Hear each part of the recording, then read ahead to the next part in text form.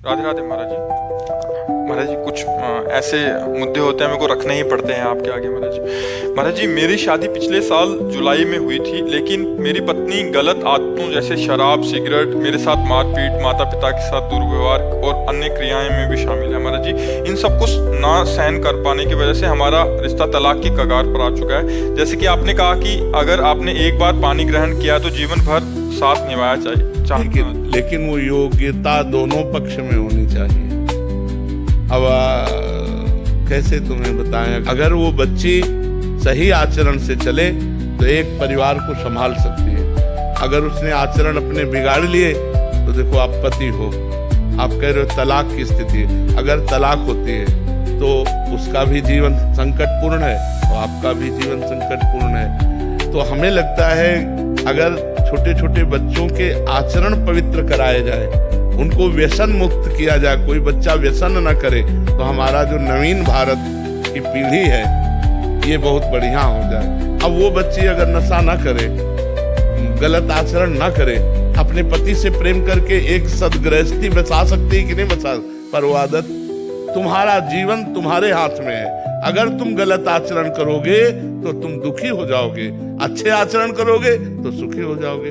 देखो आपके सामने उदाहरण है, वो कह रहा है कि तलाक की कगार पर, क्या ब्याह इसलिए होता है? सदगृहस्थी बिगड़ गई कि नहीं बिगड़ गई? माना तुम दूसरा कर लोगे, तुम दूसरा कर लोगे, लेकिन आचरण अपवित्र हो रहे ना, भावनाएं अपवित्र हो रही ना। अब इन बातों को कैसे समझे? हमारा भारत देश है, इसमें एक बार जिसका पाणी ग्रहण किया, जैसा बच्चा कह रहा है, आजीवन निर्वाह करना, पर दोनों उसकी योग्यता को समझें, पाणी ग्रहण की महिमा को समझें। जैसे माना आज हम वर का वर्ण कर रहे हैं, आज हम किसी लड़की का वर्ण कर रहे हैं, अब हम दोनों गलत नहीं करेंगे, अब दोनों मिलकर हम चलेंगे और अपनी गृहस्थी को बसाएंगे। ऐसे विचार कर लो। चाहिए कि बाल्यावस्था से जब तक ब्याह ना हो तब तक हम कोई गलत आचरण ना करें, चाहिए ब्रह्मचर्य से रहें, धर्म से रहें, कोई नशा न करें, कोई गंदी बात न करें, और जब पति प्राप्त हो जाए तो बात अलग है।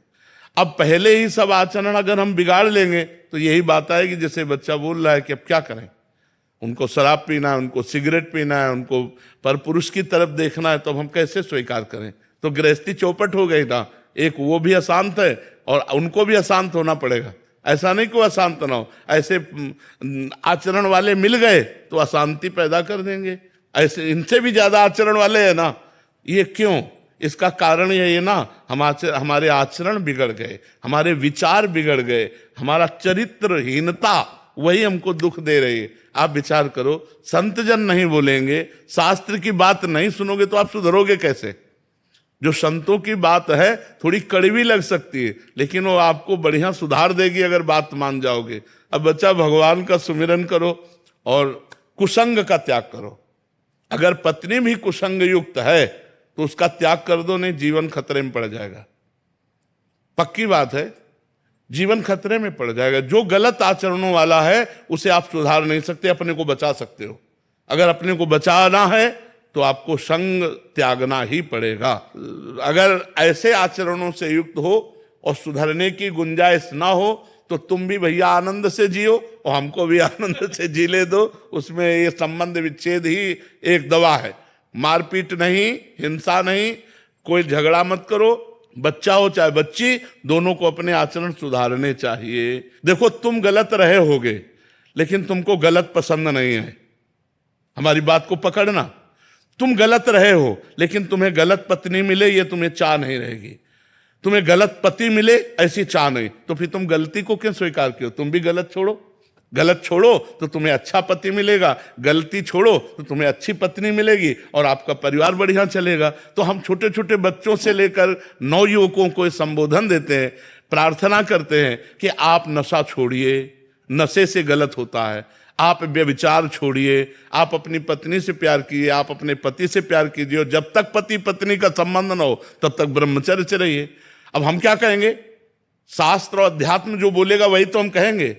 जब तक ब्याह ना हो तब तक ब्रह्मचर्य का पालन करने का शास्त्र आदेश करते हैं। अब कौन हमारी बात को मानने के लिए तैयार?